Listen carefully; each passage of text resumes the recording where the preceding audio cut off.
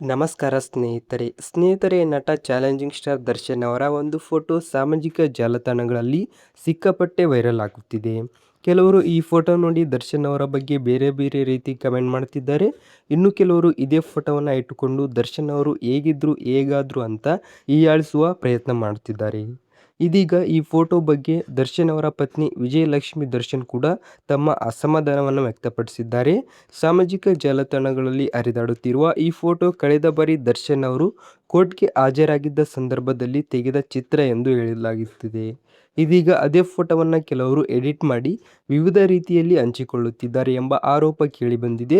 ಸಾರ್ವಜನಿಕ ವ್ಯಕ್ತಿಗಳ ಬಗ್ಗೆ ಅಭಿಪ್ರಾಯ ವ್ಯಕ್ತಪಡಿಸುವುದು ಸಹಜವಾದರೂ ದೃಢೀಕರಣವಿಲ್ಲದೆ ಅಥವಾ ಮಾರ್ಪಡಿಸಿದ ಚಿತ್ರಗಳನ್ನು ಹಂಚಿಕೊಳ್ಳುವುದು ಸರಿಯಲ್ಲ ಎಂದು ಅನೇಕರು ಅಭಿಪ್ರಾಯ ವ್ಯಕ್ತಪಡಿಸಿದ್ದಾರೆ.